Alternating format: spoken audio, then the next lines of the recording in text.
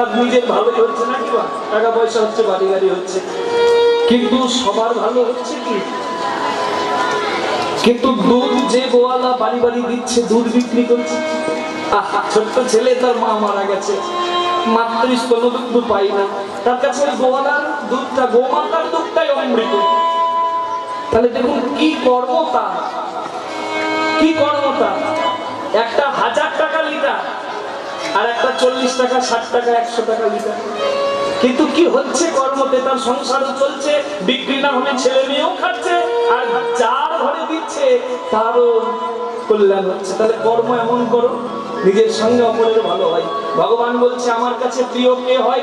আত্মকমেন সর্বত্র সমম পশ্যতি যো অর্জুন সুখং বা যদি বা দুঃখং সযোগী পরমমত।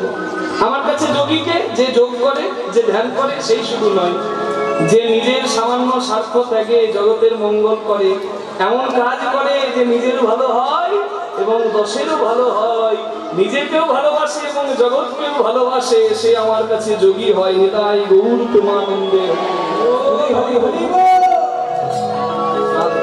আজ এই পারবালিক সকলে, এই পাল পরিবারের সকলে, দাদা নির্মলেন্দু পাল আমাদেরকে আহ্বান করেছিলেন প্রথম, কখনো স্বপ্নেও ভাবতে পারিনি এমন বৃন্দাবনে একটু জায়গা মিলবে। আজকে সত্যি এই বৃন্দাবনে আমি জায়গা পেয়ে আমি নিজে ধন্য। কবি নাচ বিভু, বিভু নাচ কবি, কবি না বিভু নাচ বিভাতি সদর। মহাকবি কালিদাস বলেছেন অভিজ্ঞান শকুন্তলামে, কি যদি সভা সুন্দর না হয়, কবি যতই সুন্দর হোক, কবির সাহিত্য প্রকাশ পায় না। এইরকম শোভা যদি হয়, এইরকম ভক্ত সঙ্গ যদি হয়, ভক্ত কৃপা যদি এমন হয়, প্রভুর নাম নয় যেন অমৃতের বৃষ্টি হয়।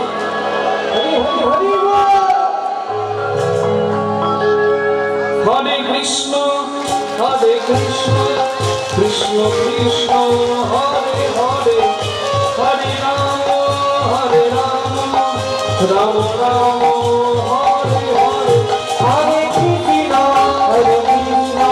কৃষ্ণ কৃষ্ণ হরে হরে, হরে রাম রাম রাম হরে হরে।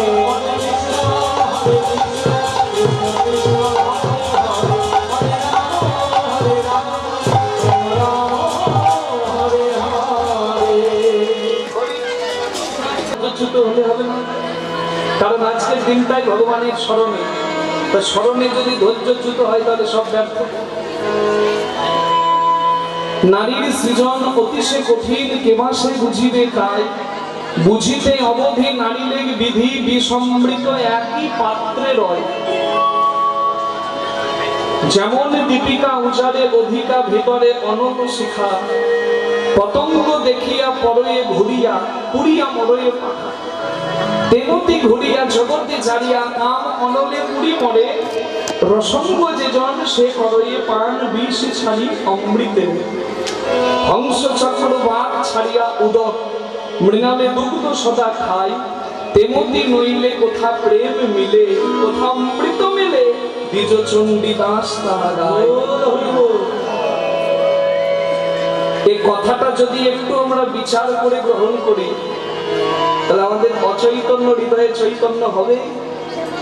তিনি বললেন যে ভগবান একমাত্র পুরুষ, আর বাকি যা কিছু সব প্রকৃতি, তাই তো?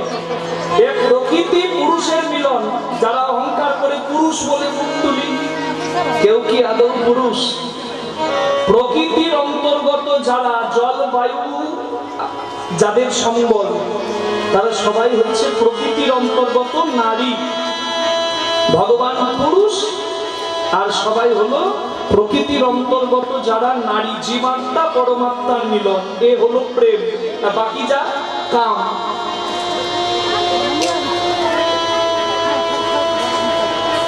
আপনারাও নারী, আমরাও নারী। মা, আপনারাও নারী, আমরাও নারী। আপনারাও নারী, আমরাও নারী। আপনারাও নারী, আমরাও নারী। আপনারাও নারী, আমরাও নারী। নিতাই গৌর হরি হরি হরি বল। মানে সবাই তার, আপনারাও নারী, আমরাও নারী। আর বলছে বিষ আর অমৃত একই পাত্রে থাকে, তার প্রমাণ কোথায়? এ সংসারে তাকিয়ে দেখুন। আপনাদের দেহের মধ্যে এমন একটা একটা জায়গা আছে যেখানে বিষও আছে, অমৃত আছে। কি? যেটি বন্দর দিয়ে মা ধরা যশোদা রূপে কৃষ্ণ পেল, সেটি কি? স্তনামৃত। সেটি হচ্ছে স্তনদুগ্ধ, স্বর্ণপাত্র। তাহলে যে স্বর্ণপাত্র কেটে বিক্রি করে স্বয়ং ভগবান পাওয়া যায়, তা তো অমূল্য। সেই নারীর স্তনযুগল যেটি বন্দর দিয়ে মা ধরা যশোদা পেল,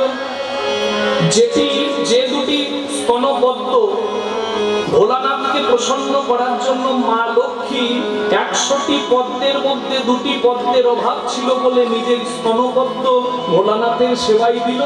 ভোলানাথ তুষ্ট হলো, আশীর্বাদ করলো, তোমার এই ত্যাগ বিফলে যাবে না, শ্রীফল যেটি বেল আমার সেবাই লাগবে। তাই গৌর প্রেমানন্দে হরি হরি হরি গো। শিবপুরাণ।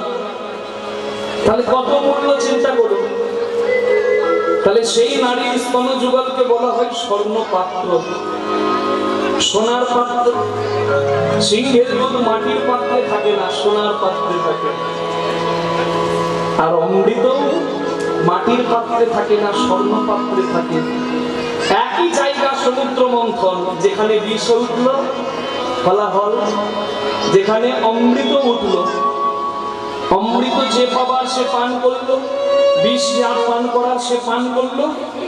কিন্তু এখন কথা হলো যে সংসারেও নারীর স্তনযুগলের শোভা দর্শন করে তার স্বামী কামনায় বশীভূত হয়ে পাগলের মতো ধাবিত হয়, তার ক্ষতি হয়। তার কাছে ওটা বিষ, অমৃত নয়। কিন্তু সেই নারীর গর্ভের সন্তান শিশু মায়ের স্তন দুগ্ধে অমৃত গ্রহণ করলো, শিশুর কাছে সেই স্থান হলো অমৃতের ভাণ্ড। যার কাছে বিষের ভাণ্ড সর্বনাশ, পিতার কাছে সর্বনাশ, পুত্রের কাছে সেটি অমৃত। তাহলে বিষ আর অমৃত একই পাত্রেই থাকে, শুধু বিষ বলে গ্রহণ করলে বিষ খেয়ে মরা হবে, আর রসিক যে হবে সে বিষ খেয়ে মরবে না, সে অমৃতের সন্ধান করবে। যেমন আপনারা এখানে এসেছেন অমৃতের সন্ধানে। তাই এখানে প্রদীপের আলো, ওইখানে পোকা, পোকা ভাবে বাবা বাবা বাবা। প্রদীপের আলো যদি এত সুন্দর হয়, যদি কাছে গিয়ে জড়িয়ে ধরি কত সুখ পাই। সুন্দরের পূজারী হয়ে পোকা ছুটে এলো, প্রদীপের আগুনে তার সবকিছু পুড়ে ছাই হলো। আমরাও তো যাই না পাগলের মতো, কামন্ধ হয়ে বাসনান্ধ হয়ে ছুটে যায়। যা ভালো লাগে তাকে ধরবো বলে পাগলের মতো যায়।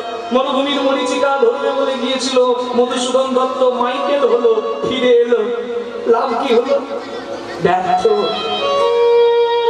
ছুটে গেলে পাগলের মতো তোমার পুড়ে যাবে সবকিছু, লাভ তোমার কিছু হবে না। দেবতী ঘুরিয়া জগতে জারিয়া কাম অনলে পুরি মরে, দিন রাত পুড়ছে কামনা বাসনায়। নিজের সর্বনাশের কারণ নিজেই হয়, ভগবানের তো কিছু করার নাই। কিন্তু রসঙ্গ যে জন, রসিক যে জন, সে করয়ে পান বিষ ছাড়ি অমৃতের। সংসারের করেও শুধু কামনা বাসনার সংসার নয়, যে ভজনের সংসার করবে, মতি গতি যাদের ওই পথে থাকবে, তার সংসার প্রেমের সংসার, অমৃতের সংসার হবে। তাই হংস চক্র বাঘ ছাড়িয়া উদাক মৃণালে দুগ্ধ সদা খায়, প্রেমতি নইলে কোথা প্রেম মিলে, দ্বিজ চণ্ডী দাস তাহা গায়। রাজহাঁস মা সরস্বতীর বাহন, যে মা সরস্বতীর কণ্ঠ এত মিষ্টি, তার বাহনের কণ্ঠ এত কর্কশ। শুনলে মনে হয় ঘরের দরজা কপাট বন্ধ করি না, কিন্তু তার বাহন এত কর্কশ কণ্ঠ। তবু তার বাহন কেন? বলে রাজহাঁস যা পারে আমরা তা পারি না। সেটি কি? বিচার করার ক্ষমতা। বিচার করিয়া মনে ভক্তি রস আস্বাদনে, বিচারের দরকার আছে। এ পঞ্চফুলে ডালি সাজানো, কোনটি নিলে মঙ্গল আর কোনটি নিলে অমঙ্গল বিচার করতে হবে। বিচার করিয়া মনে ভক্তি রস আস্বাদনে, ভক্তি দিয়ে বিচার করো। মধ্যস্থ শ্রী ভাগবত পুরাণ। তাই রাজহাঁসকে দুধ জল মিশিয়ে দিলে রাজহাঁস দুধটি খেয়ে জল ফেলতে জানে। অমৃত নিয়ে বিষ ফেলে দেবার ক্ষমতা যার থাকে, সংসারে সে রসিক হয়। আর এই রসিক জনার সঙ্গ যে পায় তার জীবন ধন্য হয়। তাই বন্ধু হরি হরি। মহাপ্রভু দিলেন যখন সবাই জ্বালাই জ্বলছে কালীদহের বিষে। কোন কালীদহ? বিষয় রূপ বিষে জর্জরিত সংসার কালীদহে সবাই ডুবে, শুধু বিষ খাচ্ছে, অমৃত পাচ্ছে না।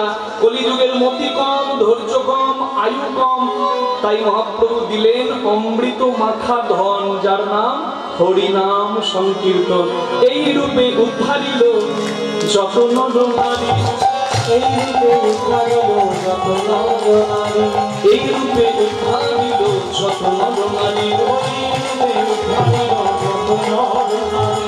হেরা ধাম হনে কহে না হলো আমারি, হেরা ধাম হনে কহে না হলো আমারি, আমি বঞ্চিত হলাম, আমি বঞ্চিত হলাম, বঞ্চিত হলাম, বঞ্চিত হলাম, এমন দয়াল অবতারে বঞ্চিত হলাম, গেল গেল জন্ম বিফলে,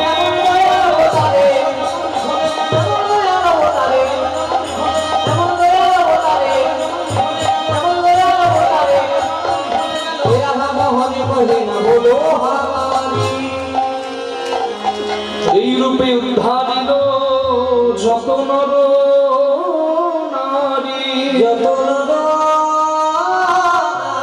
নারী, হেরা ধাম হন কহে কিছু না হলো আমারি, না হলো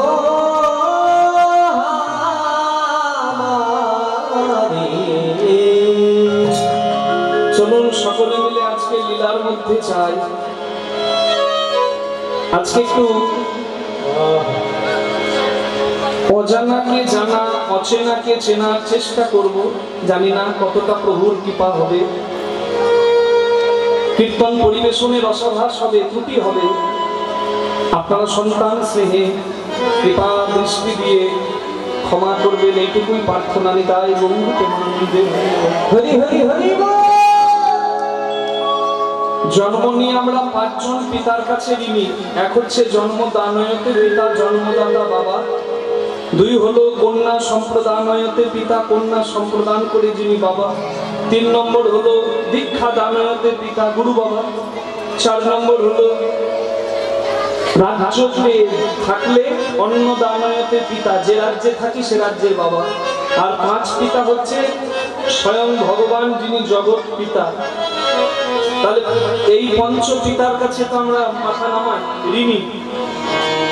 তার মধ্যে প্রথম 2টি বাবা হচ্ছে, একটা জন্মদাতা বাবা, নিজের বাবা, আর একটা হচ্ছে স্ত্রীর বাবা, মানে শ্বশুর মশাই। এবার প্রশ্ন আমার এইখানে, যতটা সম্মান নিজের বাবা পায় ততটা সম্মান কি শ্বশুর মশাই পায়? পায়। এখানে অনেক পুত্রবধূরা আছে, অনেক মায়েরা আছেন যারা বিবাহ করে অন্যের ঘরকে নিজের ঘর করে সুখ দুঃখের সাথী হয়ে চলেছেন, একসঙ্গে ভজনের সাথী হয়ে। কিন্তু মনে একটা দুঃখ থাকে, অনেকের থাকে। কি থাকে? যতটা সম্মান বাবা পায় ততটা সম্মান শ্বশুর মশাই পায় না। এই শ্বশুর মশাই একজনের বাবা, আর আমার বাবাও হতে পারে একজনের শ্বশুর মশাই। আমার মেয়ে একজনের ঘরের বৌমা, আমার মেয়েকে ভালোবাসে, আর আমার মেয়ে অন্যের ঘরে গেল, আমার মেয়েও যদি ভালোবাসা পায় আমার সুখ হয়। আরেকজনের মেয়ে ভালোবাসা পেয়েছে বাবার ঘরে, আমার ঘরে এলো, তাকেও যদি আমি ভালোবাসা দিয়ে যত্ন করে রাখি তাহলে তারও সুখ। এটা একটু ভাববা। এ যদি নিজের অন্তরে বিবেক কেউ না জাগরিত করে কি হবে? কিছু লাভ না। বন্ধু বন্ধু কথা বলে, বন্ধু বন্ধুকে বলছে তোর চিন্তা কি, শ্বশুর যদি চোখ বন্ধ করে তুই তো কোটিপতি। যে বলছে সেও বেহায়ার মতো হাসছে, আর যাকে বলছে সেও বেহায়ার মতো হাসছে। বলে কি করবি, কপাল আমার। কিন্তু বন্ধু বলবে না তোর বাবাটা মরলেই তো তুই বড় লোক, কেন বাবা তুলে কথা বললে যদি রাগ করে। ও বাবা নিয়ে বলবে না শ্বশুর হাসির জিনিস, কৌতুকের জিনিস। আজকের কীর্তনটা আমি করবো কেন, এই ভুলটা ভাঙার জন্য। শ্বশুর মশাইকে সমাজে অনেক জায়গায় দেখা যায় কৌতুকের বস্তু করে রেখে দিয়েছে। কোথায় যাবি শ্বশুর ঘর নাকি? কিন্তু শ্বশুর মশাইও যে বাবা হতে পারে অর্থাৎ প্রমাণ আজকে আমরা পাবো। আমরা পুত্র রূপে ভগবান, পুত্র রূপে ভগবান, বন্ধু রূপে ভগবান, পতি রূপে ভগবান, এ কথা শুনি। আজকে শুনবো স্বয়ং জামাই রূপে ভগবান। নিতাই গৌর প্রেমানন্দে হরি হরি হরি। এটা কোনো গল্প নয়, একটা মন্দিরের সত্য ইতিহাস। সেই মন্দিরটি কোথায় পাবো? সাধারণ কোনো জায়গায় নয়। যারা বৃন্দাবন গিয়েছেন তারা একবার হাত তুলবেন। নিতাই গৌর হরি বল। এতজন গিয়েছেন এতজন যে বৃন্দাবনে গিয়েছেন, আপনারা কেউ কখনো জামাই বিনোদ বা জামাই ঠাকুর মন্দিরে গেছেন? প্রচার কম, প্রচার কম, হয়তো আমরা জানি না অনেকে, আমিও জানতাম না। কিন্তু তত্ত্ব উদ্ঘাটন যখন হলো তখন জানতে পারলাম আহা কি মাহাত্ম্য। যারা বাঁকে বিহারী মন্দির যান, খুব নাম করা মন্দির, যারা গেছেন সবাই গেছেন আমি জানি, কারণ তার প্রচার আছে। সেই বাঁকে বিহারী মন্দির যাবার রাস্তায় রামকৃষ্ণ মিশন হসপিটাল আছে, সেবালয়, জায়গাটার নাম রমন রেতি। তার ওই রামকৃষ্ণ মিশন সেবালয়ের পাশেই আছে জামাই বিনোদ বা জামাই ঠাকুর মন্দির। সেইখানে ভগবানের জামাই ষষ্ঠীতে উৎসব হয়। ভগবান বাঁকা হয়ে ধরাছোড়া পড়ে নয়, টোপর পরে ধুতি পাঞ্জাবি পরে এখনো জামাই বেশেই রয়। সেই জামাই স্বয়ং বিনোদ ভগবান, পাথরের ঠাকুর। আর তার পাশে যিনি আছেন তিনি হলেন কাঠের রাধা। পাথরের ভগবান, কাঠের রাধা। আর এই রাধাকে অন্য কেউ নয়, স্বয়ং জমিদারেরই মেয়ে, যিনি মৃত্যুর পরে কাঠ রূপে প্রভুর পাশে জায়গা পেয়েছে। আজকে শুনবো সেই কথা। তা ভগবানকে পাওয়া বড় কষ্টের, তাই নয় কি? আজকে শুনবো কি কষ্ট করে তিনি ভগবান পেলেন। একটু বৃন্দাবনের কথা শুনবো। বৃন্দাবনে জমিদার বনমালী রায় বাহাদুরের ঘরে রাধা বিনোদ বা জামাই রূপে ভগবান। নিতাই গৌর প্রেমানন্দে। চলুন বৃন্দাবনে রাধা রানীর জয় দিয়ে একটু সবাই মিলে যাই, বলিয়ে রাধা রানী কি জয়, শ্যাম সুন্দর কি, বৃন্দাবন ধাম কি জয়, নিজ নিজ গুরু মহারাজ की जय। तेरे लिए मैं आया रे वृंदावन श्री धाम में, तेरे लिए आया रे वृंदावन श्री धाम में, तेरे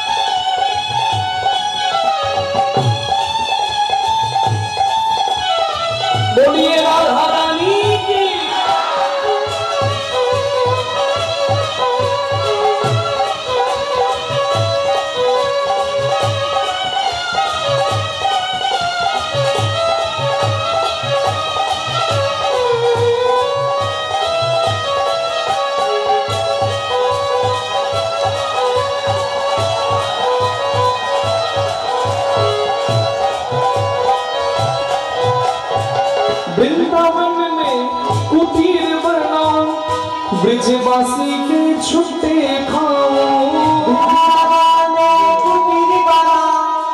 ब्रजवासी के झुट्टे खाओ ब्रजवासी के झुट्टे खाओ जमुना चले दिल ही जमुना चले दिल ही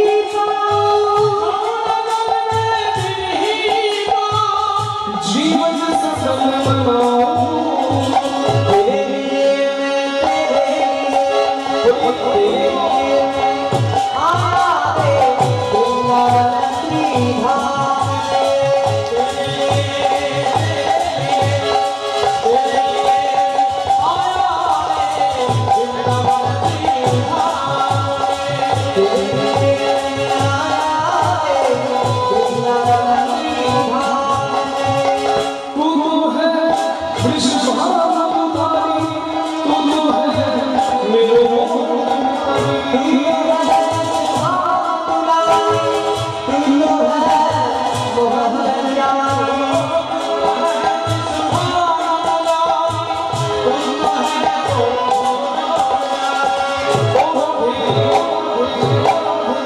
तेरे लिए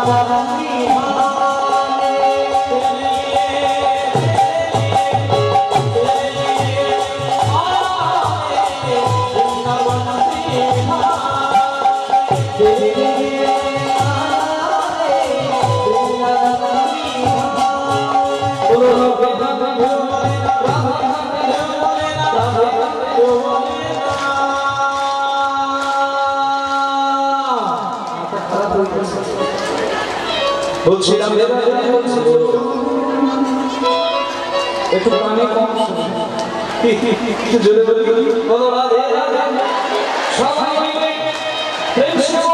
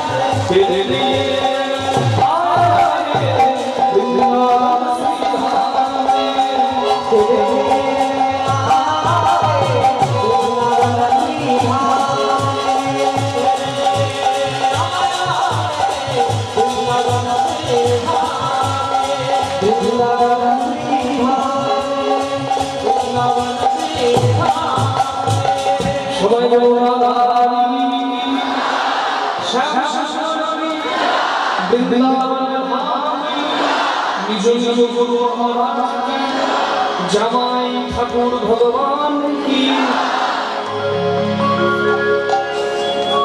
ভগবান জামাই রূপে জমিদারের ঘরে আজও আছে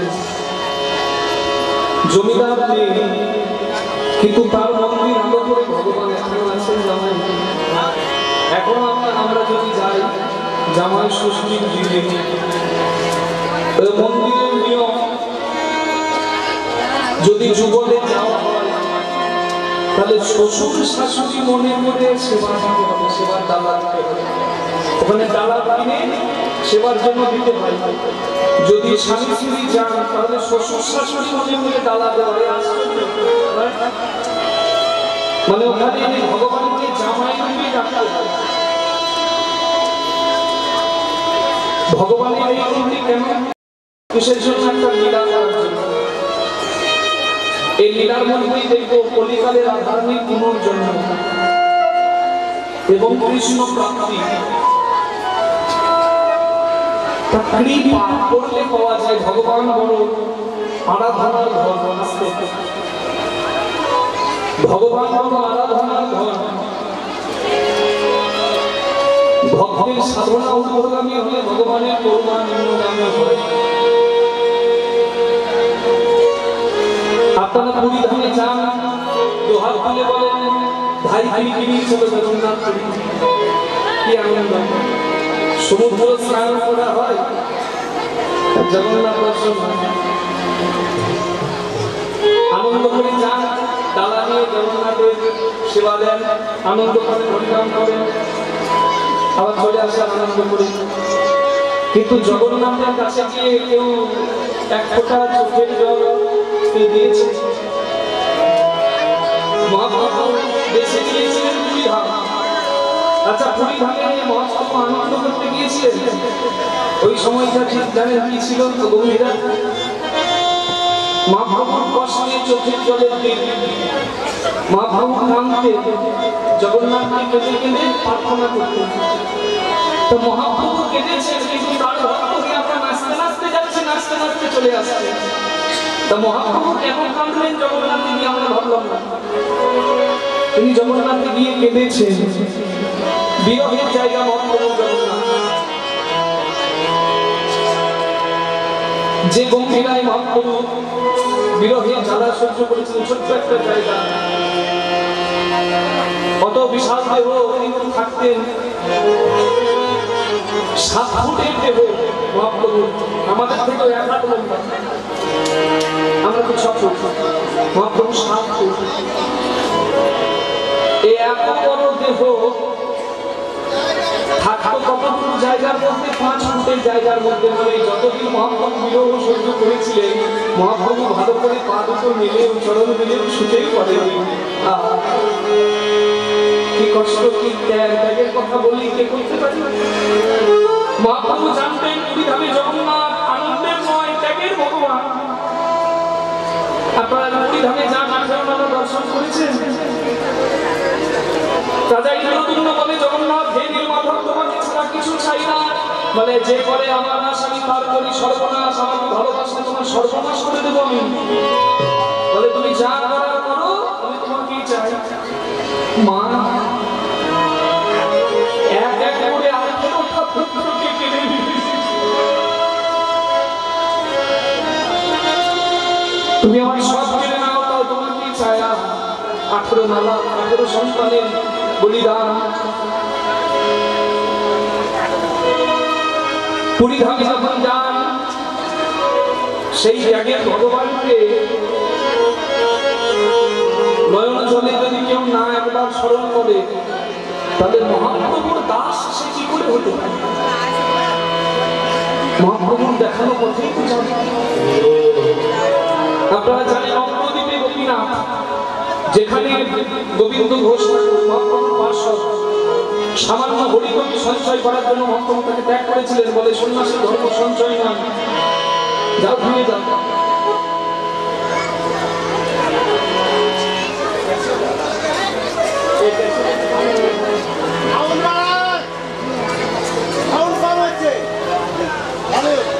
কেশিওটা কমে করে সাউন্ডটা একটু বাড়া। শ্রোতা বলছে বাইরের ডিপার্টমেন্ট তো আপনার বলো। হ্যাঁ, এতজনের কথা শুনলে চঞ্চল হয়ে যাবে। একজন বলুন কি হচ্ছে? ক্যাশিওটা কমাবে। ক্যাশিওটা কম গেছে, বেশ ক্যাশিও কমা। শুনতে পাচ্ছেন সবাই? জানি তাই আওয়াজ শুনতে পাচ্ছেন? শ্রী গুরু নিতাই গৌর প্রেমানন্দে হরি হরি বল। যে গোবিন্দ ঘোষের পুত্র রূপে স্বয়ং গোপীনাথ ছিলেন, নবদ্বীপে গোপীনাথ, তার স্ত্রী হলো, পুত্র হলো, সংসারে এমন মন বসলো, ভগবানের সেবা ত্রুটি হতে লাগলো। তো ভগবান তার স্ত্রী সন্তানকে কেড়ে নিলেন, অনাথ করে দিলেন গোবিন্দ ঘোষকে। কিন্তু ভগবান নিজে শেষে দাস হলেন, যে করে আস করি সর্বনা, যে না ছাড়ে মোর পাশ আমি তার হই দাসানুদাস। নিজে পিতা গোবিন্দ ঘোষের শ্রাদ্ধ কর্ম করলেন স্বয়ং মন্দিরের ভগবান। আজও ধন্য প্রদীপ ধাম। তা কৃপা করলে পাওয়া যায়। জগৎ সংসারে সব থেকে বড় ত্যাগ হচ্ছে মা বাবা হয়ে সন্তানের মৃত্যু সহ্য করা। ছেলে মেয়ে মা বাবাকে হারায়, মা বাবার জন্য কাঁদে, কিন্তু সংসারের প্রত্যেক দিন পার হয় আর সেটা ভুলে যায়, এটা বাস্তব।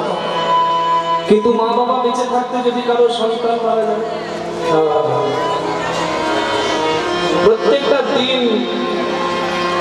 যতবার মনে করবে সারা হৃদয় কেটে যাবে, সারা শরীর কেটে যাবে। পুত্র শোক এমন শোক। মহাপ্রভু যাত্রা ঘরে কীর্তন করেনি, কীর্তন করেছে শশীর অঙ্গনে আর শ্রীবাস শশীর আঙ্গনায় নেচেছেন, শ্রীবাস অঙ্গনে কীর্তন করেছেন। তা শ্রীবাস অঙ্গনে কীর্তন করবে না তো কি আমাদের অঙ্গনে করবে? কি আছে আমার অঙ্গনে? কি ত্যাগ আছে আমার? শ্রীবাস পণ্ডিতের একটি মাত্র পুত্র মালিনী দেবীর সন্তান মারা গেল। একটু পরে হরিনাম হবে ঘরে। ছেলে মারা গেছে, কাঁদছে। শ্রীবাস পণ্ডিত বলে জন্ম মৃত্যু তার ইচ্ছা, কিছু করার নাই। তুমি যদি কাঁদো আর মহাপ্রভু যদি হরিনাম বন্ধ করে আমার ঘরে, কাঁদতে গেলে মুখে কাপড় নিয়ে ভেতর ঘরে কাঁদো। ভেতর ঘরে মা কাঁদছে, ছেলে গাড়িয়ে বলেনি। আর শ্রীবাস পণ্ডিত বুঝতেও দিল না, পুত্র শোককে সহ্য করেও হরিনাম বন্ধ করতে দিল না। চোখের জলকে চেপে নিল, প্রভুর সঙ্গে দুহাত তুলল। তার ঘরে হরিনাম করবে না তো তার ঘরে মুসলমান হয়েও নামাচার্য হরিদাস, তিনি সকলের পূজারী, সকলের বন্দনীয় হলো। কেন? কি করেননি তিনি? এর ত্যাগ, হরিনামের জন্য যদি ত্যাগ থাকে তাহলে তার নাম থাকবে না। আজকে আমি মরে গেলে আমাকে কে স্মরণ করবে? কিন্তু বৃন্দাবনে জমিদার মারা গেছে, তার লীলা এখানে হচ্ছে। তার ঘরে জামাই রূপে স্বয়ং ভগবান। কেন? কি বলিদান দিয়েছিলেন? কিছু না দিলে তো কারোর নাম থাকে না। কি বলিদান? নিজের 12 বছরের রক্ত মাংসের কন্যা, যাকে তিলে তিলে ভালোবেসে বড় করেছিলেন, স্বয়ং ভগবানকে জামাই রূপে পাওয়ার জন্য সেই মেয়েকে বলিদান দিয়েছে। সেই বলিদানের কথা শুনবো। তা ভগবান যার ঘরে জামাই, সে তো কারোর ছেলে নাকি? আমার জামাই কারোর তো ছেলে। জামাই তো জমিদারের ভগবান, বিনোদ পাথরের ভগবান। জামাই জমিদারের। আর সন্তান কার? সন্তানটি হচ্ছে এক ভিখারির, বলে না অনাথের নাথ, যার কেউ নাই তার নাথ তিনি। সেই ভিখারির নাম বাঞ্ছারাম। বৃন্দাবনে, বাংলাদেশে জন্ম, কিন্তু বৃন্দাবনে ভজন সাধন করতে এসেছিলেন। মা নাই, বাবা নাই, স্ত্রী, সংসার, পুত্র পরিজন কেউ না। তাই নবগ্রামে একটা ছোট্ট কুড়ে ঘরে একটা কাঠের সিংহাসনে একটি নারায়ণ শিলা, শালগ্রাম শিলা, তুলসী চন্দন দিয়ে সাজিয়ে ভিক্ষা করে যা পাই সেবাই দিয়ে প্রসাদ পায় আর ভজন করে। উত্তর প্রদেশ রাজ্য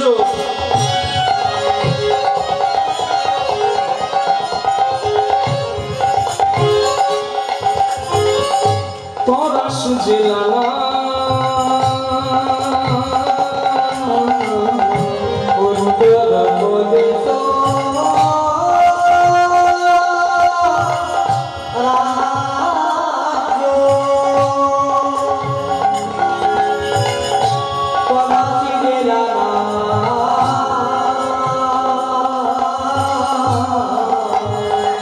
নবগ্রামে বাস করে ভক্ত বাঞ্ছারাম।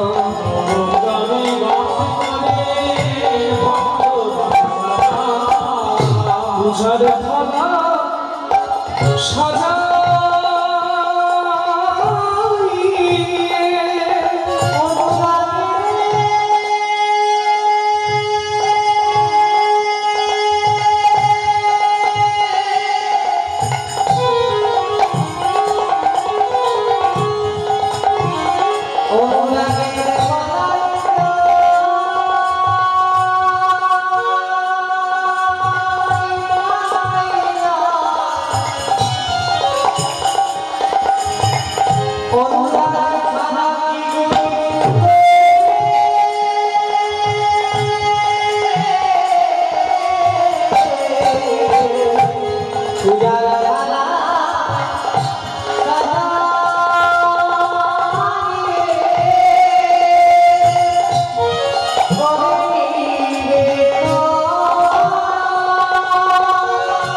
কৃষ্ণ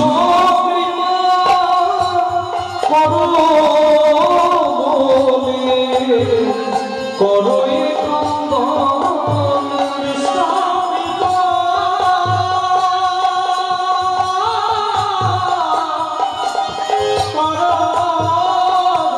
বলে করো এ ক্রন্দন কৃপা করো এই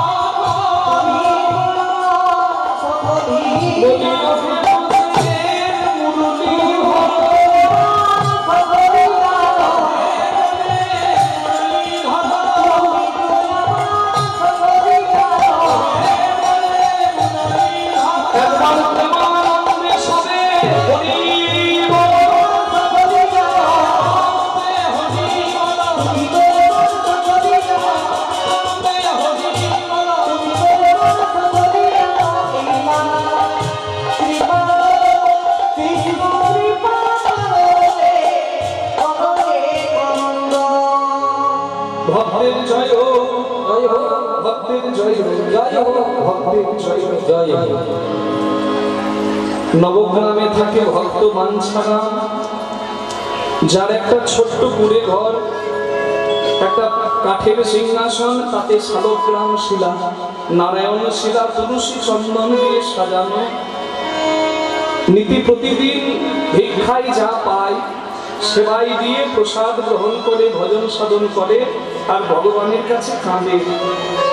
ওই নারায়ণ শিলা, পাথরের শিলাটির কাছে প্রত্যেক দিন কাঁদে আর কেঁদে কেঁদে বলে, অনাথের নাথ তুমি, ওগো দয়াময়। আমি সেই দিনের কথা ভুলি না, যেদিন তুমি আমাকে কৃপা করলে। আমি স্নান করতে গেলাম রাধাকুণ্ডের জলে, রাধাকুণ্ডের জলে স্নান করবো বলে দাঁড়িয়ে আছি।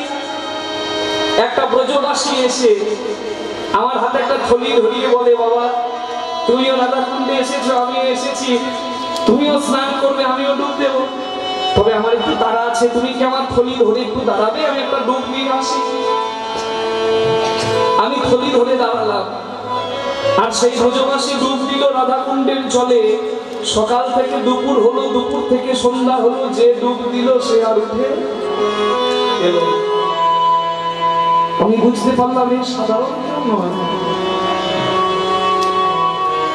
আমি বুঝতে পারলাম এ কাজ তোমারই, কারণ ছলনাময় তুমি ব্রজবাসীদের ঠকিয়েছ, তাদের কাছে ছলনা করেছ। আমি বৃন্দাবনে জায়গা পেয়েছি, তুমি আমাকেও ঠকিয়েছ, আমি জানি। তোমাকে আমি বুঝতে পেরে আমি থলি খুলে দেখি একটি শালগ্রাম শিলা, নারায়ণ শিলা। আমি তখন বুঝতে পারলাম যে তুমি আমার কাছে এসে আমাকে ধরা দিয়ে, আমার কাছে এসে আমাকে ধরা না দিয়ে তুমি চলে গেলে, আর আমাকে তুমি এই শালগ্রাম শিলা দিয়ে গেলে, যে শিলা আমি সেবা পুজো করব।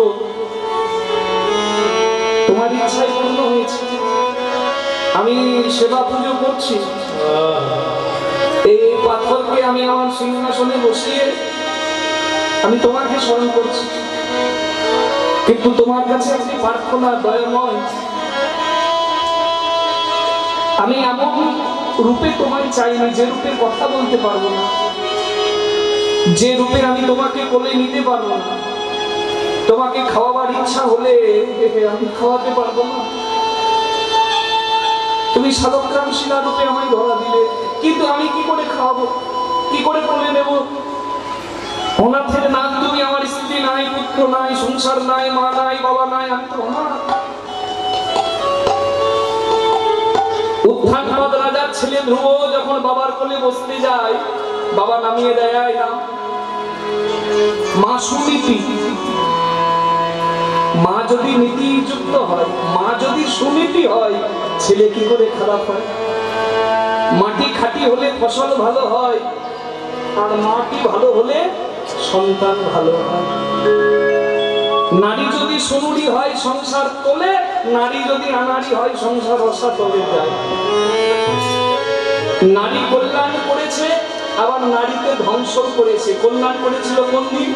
যেদিন দেবরাজ ইন্দ্র গুরু হত্যা করে, বিশ্বরূপ মুনিকে হত্যা করে, শিক্ষাগুরু বিশ্বরূপ মুনি হত্যা করে, দেবতারা ব্রহ্ম শাপ পায়, দেবতারা শেষ হয়ে যেত। চারজন এসে বলেছিল দেবতারা ব্রহ্ম শাপ পেয়েছে গুরু হত্যা, আমরা মাথা পেতে নেব যাতে দেবতাদের কোনো ক্ষতি না হয়। কোন চারজন? এই জন্য সংসারে আমরা এই চারজনের কাছে ঋণী। এই চারজন ছাড়া বাঁচা যাবে না। নারী, মাটি, জল আর বাতাস। বলুন নারী ছাড়া বাঁচব সংসারে বলে কি করব? পুরুষ দরকার, নারীও দরকার। আবার দেখুন মাটি, মাটি ছাড়া ফসল হবে না, খাবো কি? জল ছাড়া বাঁচবো না, গাছ না থাকলে অক্সিজেন পাবো না। বিজ্ঞানও একমত। শ্রী হরি বললেন যে তোমরা মাথা পেতে দোষ নেবে, দেবতাদের অপরাধ নেবে, নারী জাতি আমি আশীর্বাদ করলাম। এ দোষ ব্রহ্ম শাপ নেবার জন্য তোমরা মাসে 4 দিন রজস্বলা ঋতুবতী হয়ে যন্ত্রণা ভোগ করবে। মেয়েরা 4 দিন মাসে যন্ত্রণা ভোগ করে বেশিরভাগ, একটা নির্দিষ্ট সময় পর্যন্ত। এটা নারীদের কোনো অপরাধ নয়। নারী জগৎকে বাঁচাবার জন্য মাথা পেতে দোষ নেয়। তা ভগবান বলে যেহেতু ব্রহ্ম শাপ মিলে এই 4টে দিন মেয়েরা স্নান করে শুদ্ধ হওয়ার আগে এই 4টে দিনে সঙ্গ করবে না, মন্দির যাবে না, দেব সেবা বৈষ্ণব সেবা করবে না। এই সময় যদি এ কাজে কেউ বাধা দেয় আর ওই নারীর সঙ্গ করে তাহলে সেও নরকগামী হবে। এই জন্য আমরা সাবধানে থাকি। এখন কথাটা হলো যে নারীকে এই কারণের জন্য অনেক জায়গায় অশ্রদ্ধা করা হয়।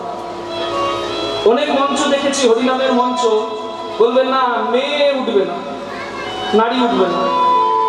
নারী কি চিরদিনই অশুদ্ধ যে হরিনামের মঞ্চে উঠবে না? অনেক জায়গায় অনেক আসরে দেখি, আমি তখন মাথায় হাত দিই। এই জন্য কি মহাপ্রভু কৃপা করলেন, হরিদাসকে কৃপার দৃষ্টিতে চেয়ে বললেন লক্ষ হীরাকে পতিতা থেকে তুমি বৈষ্ণবী করো। এত ভেদ কেন? কেন ভেদ হবে? কেন? নারী যে 4টে দিন নারী নিজেই তো সতর্ক থাকবে, তার জন্য তাকে এত অশ্রদ্ধা কেন? এ ভুল ভাঙার দরকার আছে। নারী যদি মাথা না পারতো কি হতো? দেবতারা শেষ হলে অসুররা সবকিছু শেষ করে দিত।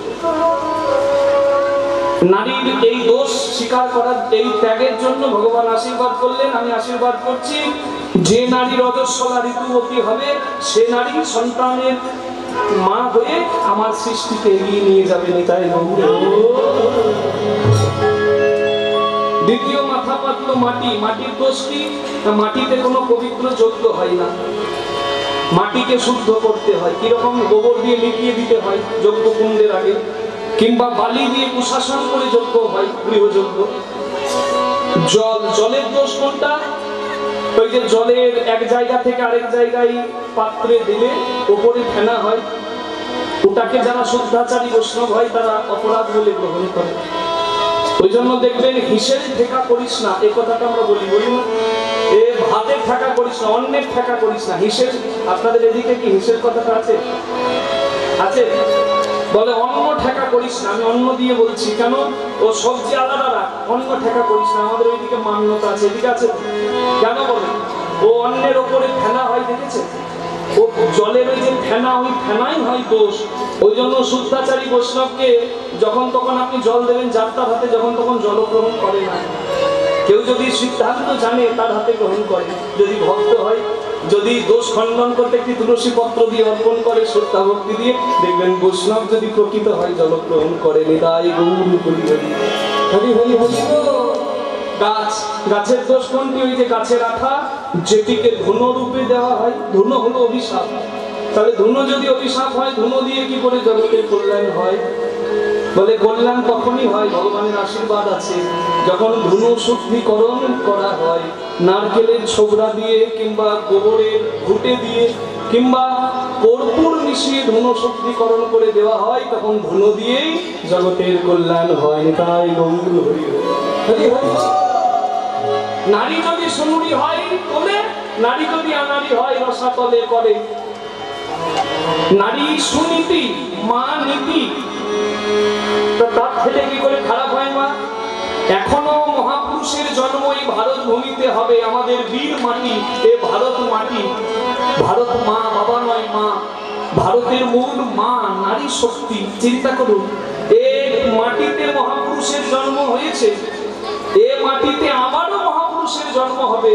শুধু পবিত্র আত্মাগণ জন্ম নেবার জন্য ভালো মাতৃগর্ভ পাচ্ছে না। নারী যদি আবার শুদ্ধাচারী হয়, নারী যদি আবার ঠিক সুন্দরী হয়, আনারী না হয়, তাহলে আবারও প্রকৃত মহাপুরুষের জন্ম কোন দেবীর গর্ভে মাটিতেই হবে। নিতাই হরি হরি। মায়ের কাছে এসে বলে, ও মা, আমার বাবার কোলে বসতে যাই, বাবা আমাকে নামিয়ে দেয়। আমি কি বাবার কোলে বসতে পারবো না? আমার বাবা তো রাজা, আমি তো রাজার কোলে বসতে গেলাম। মায়ের আশীর্বাদ দেখুন, ছেলেকে বলছে, বাবা তোর নিজের বাবা কোল থেকে নামিয়ে দিচ্ছে বলে কাঁদছিস? এমন একজন বাবা আছে জগতে, সব বাবা যদি ফেলেও দেয়, সেই বাবা কোনোদিন ফেলে না। আমি বলবো সেই বাবার নাম তুই পারবি যেতে? মা মা ও তুমি বলো না, কোথায় আছে সেই বাবা? সেই পথ বড় কঠিন, তুই কি পারবি বাবা? তুমি বলো না। বলে, তবে যা, পদ্মলোচন হরি বলে বনে গিয়ে ডাক। 5 বছরের ছেলে হবার হলে 5 হয়, নতবা 100তেও নয়। জীবনম হরি ভক্তস্য বরং পঞ্চদিনানিচ নতু কল্প সহস্রাণি ভক্তিহীনশ্চ কেশব। ভক্তিহীন হয়ে, হরি ভক্ত না হয়ে অমন 100 বছর বাঁচতে চাই না। ঠাকুর জন্ম নিয়ে 5 বছর আয়ু দাও, তবু যেন তোমার নাম করে আমি মরতে পারি।